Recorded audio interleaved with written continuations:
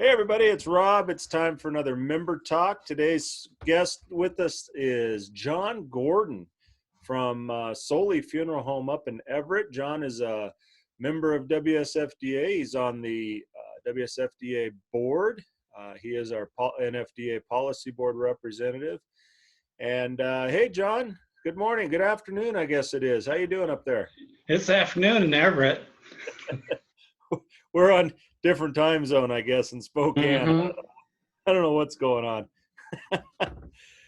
So tell us, what do you got up there? Everett, you're at Soley Funeral Home. You're the manager, general manager at Soley Funeral Home. You have another place there as well. What is that called? That's called Choice of the Cascades. It's all they do is strictly cremate at a reduced charge. It's mainly on the internet, Okay. and it's helped paying the bills. It's difficult times right now. We're seeing all sorts of changes. How are you affected right now with the families that you're serving? Are you seeing a lot of people that are doing online, or what are you seeing right now? 99% of it is online, either off of our website or we email. We've People are even ordering buying caskets through pictures on the internet.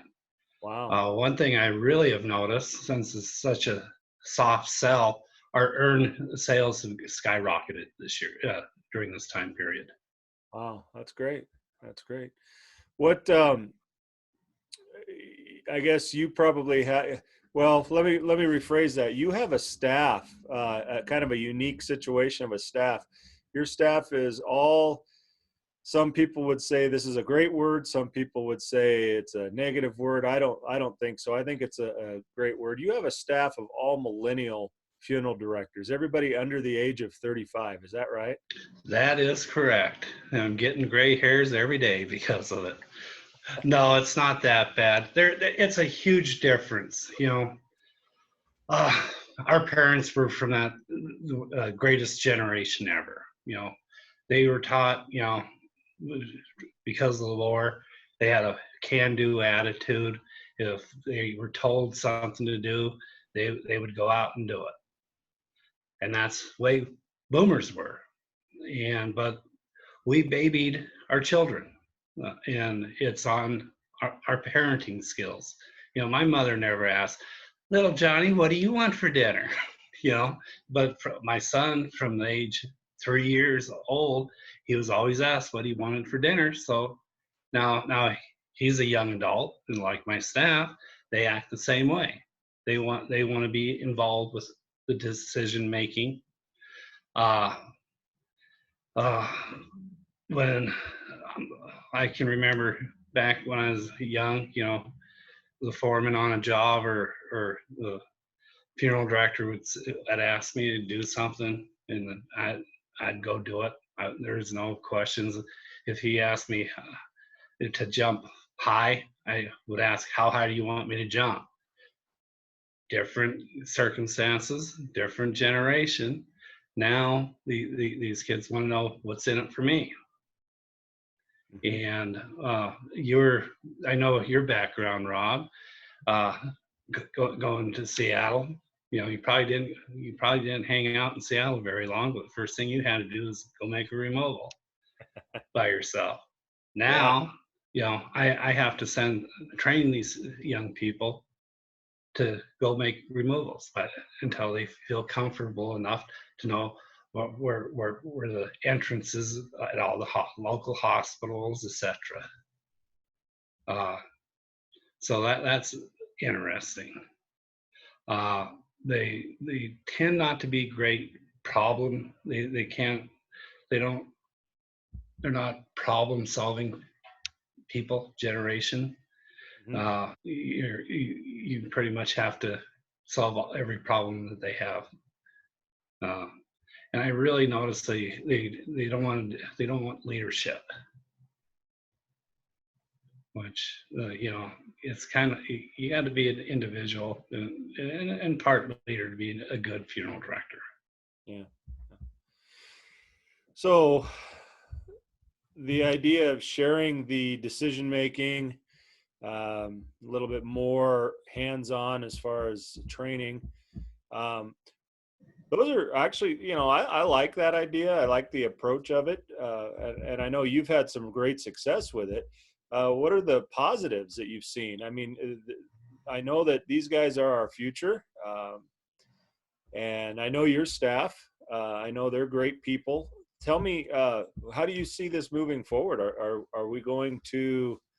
Uh, I mean, when this generation, this upcoming generation, comes on and comes in full force, what's your prediction? Are you seeing funeral service moving in a great direction, or where do you see us being in a few years? That's a good question. I hope we continue where we're going. Uh, but eventually, the younger generation is going to have to take over. You know, I'd like to work until I'm 67, but my body might not be able to handle it. So I'm preparing them, each one of them, to like a good baseball analogy, come to the plate. Yeah. And even I look at urns, I have them pick them out together as a staff. If they if they feel comfortable, then they'll be able to direct people towards that. And they're, with most of the millennials, they're very earth friendly people generation, and we're going to see a lot more green burials, um, and a lot of other different types of dispositions that the state just approve of. Mm-hmm. And they're also going to be the ones taking care of the last of the boomer generation. So I tell my son, I've been good to you, son. So it seems to me that there's a lot of positives. We have a great future moving forward. I do know I've talked to some folks in the past, and they tend to have a negative outlook on where we're moving in the future. And I just don't see that. I see this moving forward in a very positive light. It may be different than what we've had growing up, may be different than what we've learned, but there's so many different ways to be in funeral service, and this is just another generational approach. So I'm glad it's really working out for you. And I guess my question is, what advice would you have for other managers or owners that are now hiring or looking to hire more and more people from the millennial generation? What kind of advice would you share with them that would help them to bring on quality personnel that will grow their business? Number one, I would read and learn more about the millennial generation. Uh, it's a great generation, and get back to generational differences. I remember the World War II vets saying our generation was going to not take anything back in the 70s. I feel we did a real good job there. They just, if you're authoritarian figure, you're never going to keep a millennial on your staff. You really have to go to this team concept. And the other thing, which didn't bring up, you got to say thank you to your millennial employee, because this gets back to playing soccer and baseball and basketball. They all got participation trophies, and they expect that little thank you. And it's not just thanks for your help of the day. You need to thank them a few times during the day. And the other thing, they tend to want to be, they don't work by themselves very well. They have to be a part of that team that I was talking about earlier. So would you say better communication, as opposed to how I grew up was, here's the task, go get it done. Better communication now being, here's the task, here's why we need to complete the task, here's how we're going to complete the task, what can we do to help you with completing that task. Would you say that's a better approach to it? Yes, and that's exactly what you have to do. Okay. Well, it sounds like a great opportunity to learn. My guess is with where we're at today, with right in the midst of this COVID pandemic, and most everybody doing online arrangements and even online funerals, my guess is that because most millennials grew up with a computer or access to a computer, they're probably pretty good at being able to piece all this together, to do these videos, to do what needs to be done by way of internet or by way of through the Zoom or things like that, as opposed to some of the folks that maybe didn't have that way of growing up with that computer and may not be as technologically sound. Would you think your folks or your team is doing pretty good with that? Depends on the individual with the computers. I think it's a lot of confidence that they need, confidence building. Some of them, all they know is how to turn on the computer. Sometimes, I'm the IT person here at the funeral home, and I'm the old man. How about cell phones?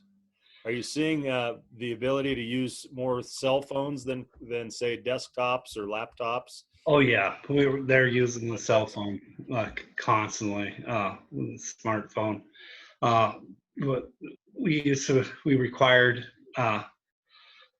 families to sign for their cremated remains, but we don't want to get right next to the family, so they're taking pictures of the driver's license with Oh, good. with their smartphones right now, and yeah, it's very interesting what we're doing with smartphones. Well, yeah, it absolutely is, and that's really where we're headed in the future. When computers first came out, everybody went out and got one.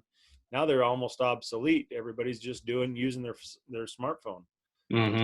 do things. So who knows where we're going to go in the future? John, I mentioned earlier that you are on the state association board of directors. You've been there for, gosh, years now. You're a past president. How long were you on the board, or how long have you been on the board?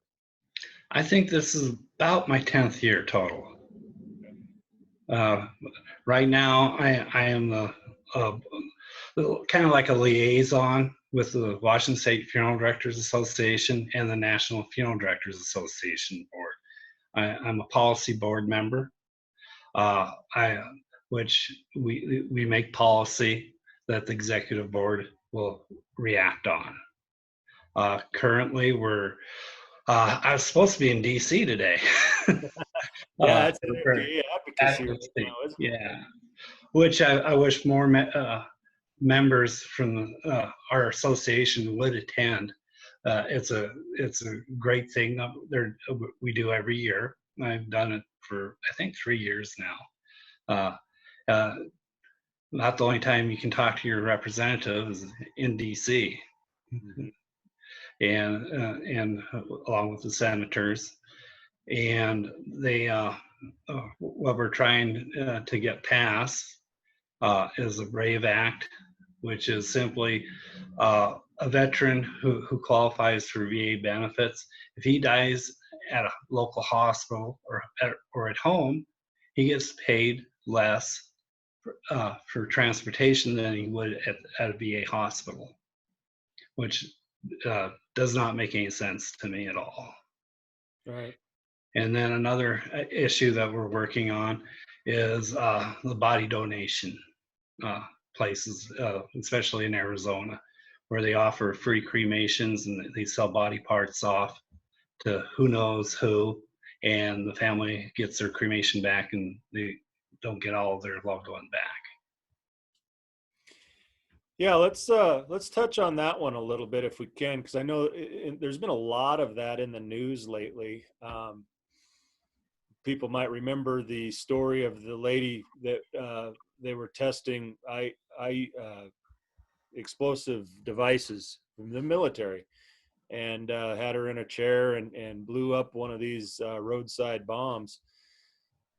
That's the kind of stuff that's with the lack of regulation that can happen. Now, I get why we have to test those products, and I get why we need to do that. But right now, it's kind of, as I understand it, just an open market, really, for being able to get bodies and body parts. And what you're talking about is providing some more regulation that would maybe curb some of that and soften some of those sales of body parts. What is that what you're saying? Yes, exactly. They sometimes some regulations are good, and when we don't have any regulations regarding this, you're going to have bad characters, and I believe that they should be upfront why they're giving away a free cremation to somebody, and regulate it. It's sad, the stories I've heard and I have read about. Well, yeah, and they're out there. They're available for the public to read. I just, it's one of those topics that I don't think many people in the public want to know about, but it is definitely something that they should be talked about, I would think. Let people know that this is actually happening. How many times have you heard somebody say, I'm donating my body to science when I die? What you're talking about maybe qualify under the donation to science, but not necessarily what the individual had in mind when they said, I'm donating to science. They're probably under the impression that some future doctor or somebody like that is going to learn something from the individual. But really, donating to science could even mean sent to these body, not body farms, but body warehouses where you can order an arm or whatever. Is that? Yeah, that's what we're after.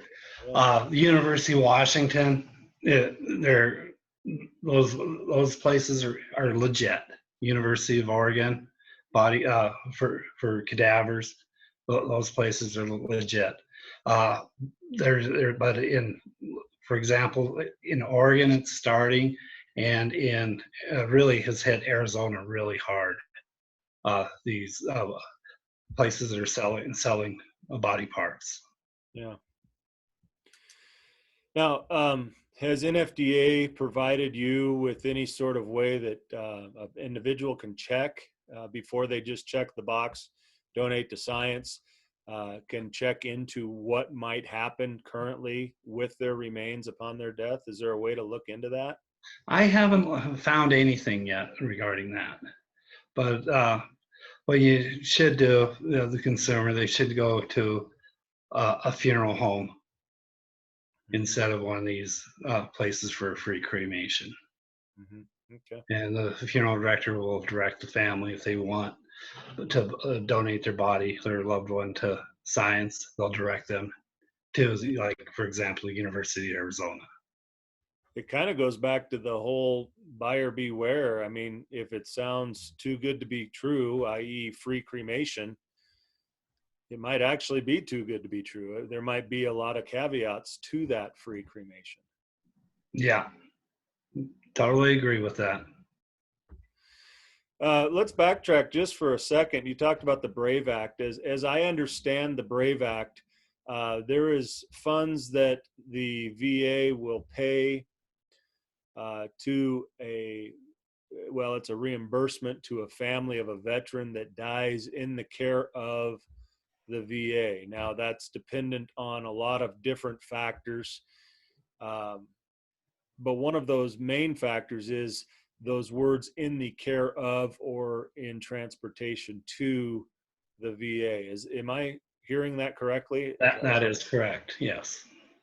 So an individual that may have been seen at the VA or seen by the VA, but not necessarily under the care of the VA, that dies in a nursing home, dies at their home, dies at the hospital, whatever the case might be, could potentially not be eligible to receive any of those reimbursement benefits. No, they will be reimbursed, but at a lower rate. Oh, I see. Okay. Uh, they really have changed the VA, the benefits for death benefits, especially if it's service related.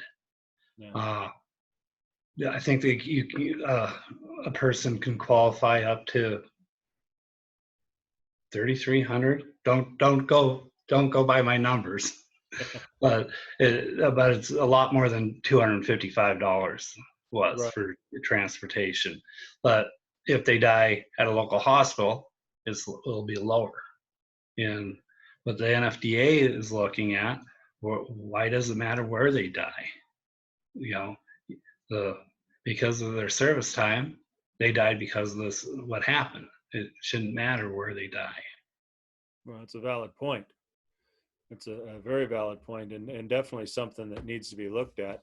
Unfortunately, I think VA benefits are so misunderstood by the general public, by veterans, by even some folks at the VA that maybe don't understand. How many times have you heard the statement, the VA will pay for my funeral?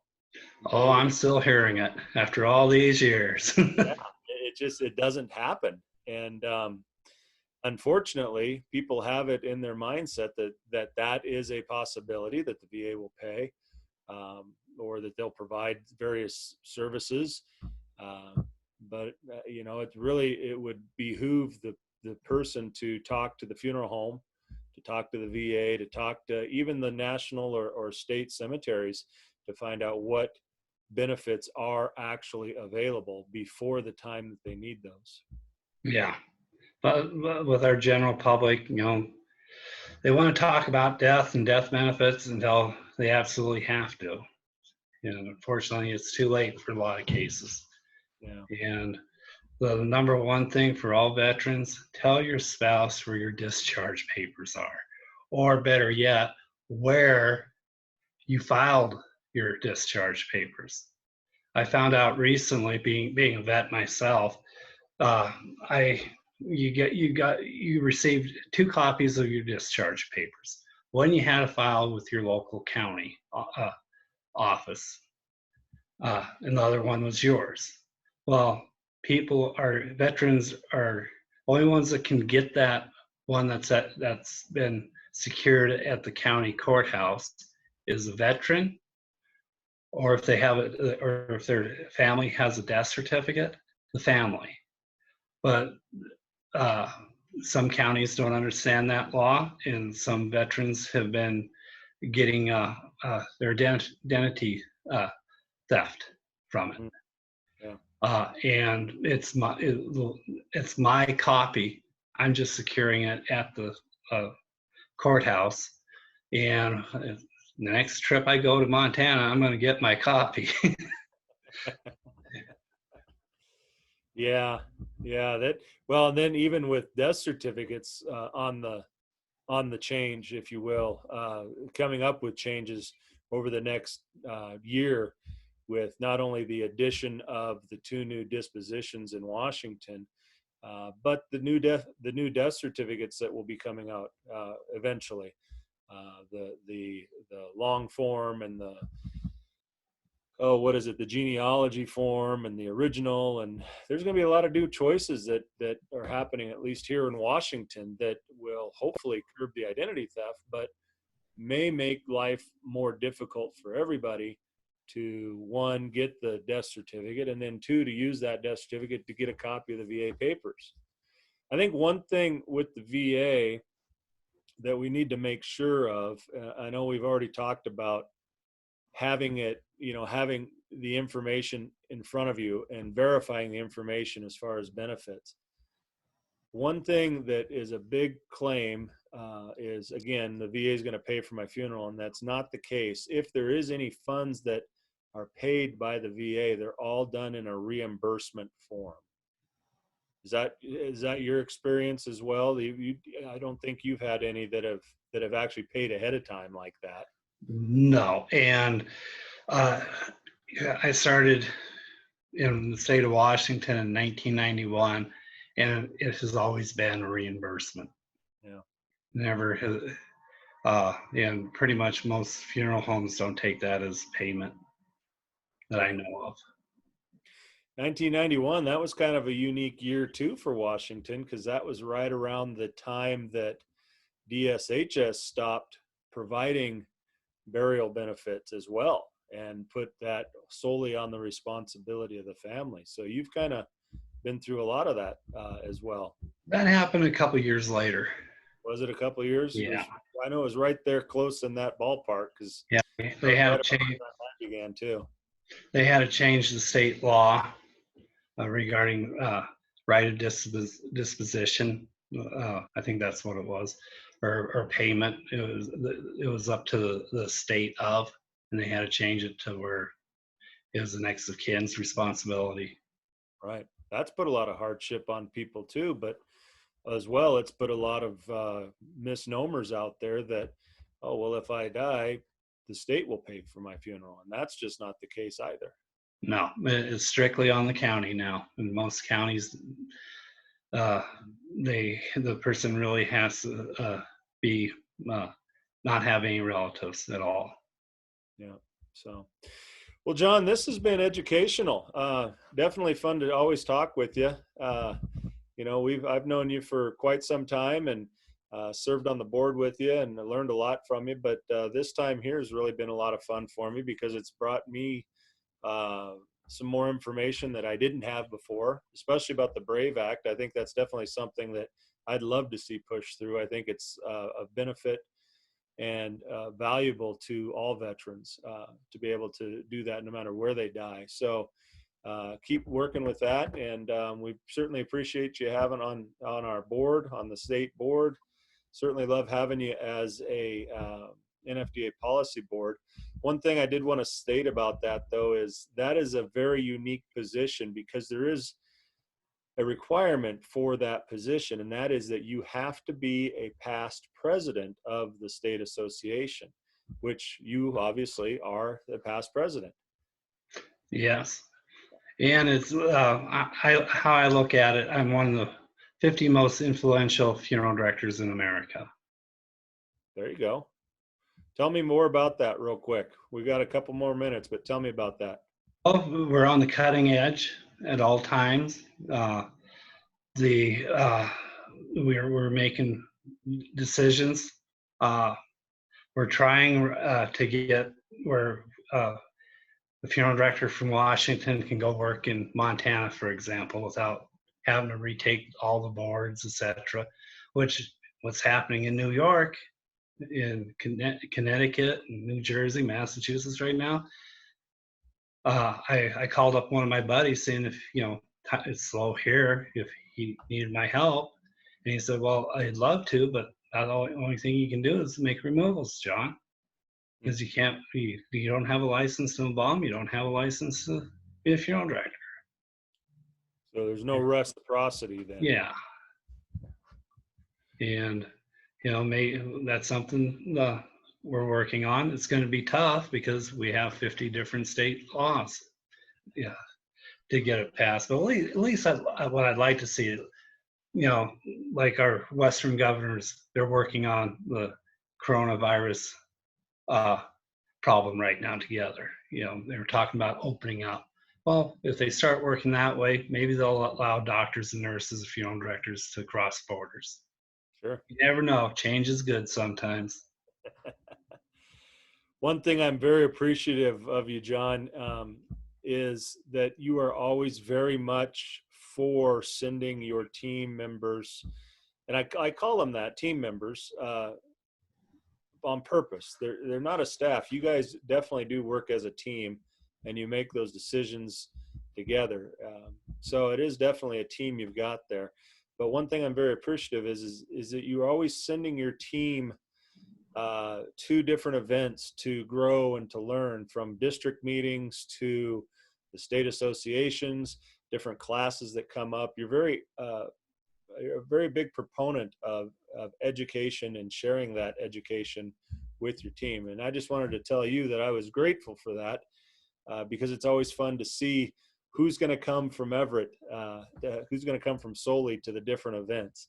even if it's just for a day event or if it's a actual convention or something. You're always putting them forward, and in many times sending them, excuse me, sending your team members as opposed to you, the manager of the facility. So thank you for doing that. I for one appreciate that. Well, I have my reasons why I do things. And the number one, it's a reward for them. They work hard for me. Number two, they they may learn something that they need to learn, and they may see something. You know, that's what the conventions are for the vendors. You know, I'm not the one that really will be presenting, all the new casket lines and all the different urns, etc. It's my team. Right. And if they feel, like I said before, if they feel good about a product, they're going to direct people towards it. Yeah. No, Yeah, you can have all the urns in the world, and if they don't believe in the product, they're not going to sell it. right. Well, that's great advice. Absolutely. One last question: how can somebody get in touch with Jon? How do we reach you? You got an email you would be willing to share with me? Yeah, very easy one. It's Jon, Jon. The reason it's spelled that way is my dad, when I was born, looked at my mother and he knew she was going to name me after my grandfather, and said, let's give this dumb kid a break. He's never going to learn a four-letter word. Let's spell it Jon. So it's Jon at Solie, Solie, funerals with an S at the end of it.com. JON@soliefunerals.com. Yeah. Wonderful. Well, Jon, pleasure to talk with you. Thanks for coming on and doing this. Would love to have you come back and tell us more when we get a little more time. Anybody wants to reach out to Jon, please do so. If you're enjoying these member talks, please like or subscribe. And if you want to participate, please get in touch with me. We'd love to have you on board. So until next week, we'll see you guys. Thanks for watching. Bye-bye.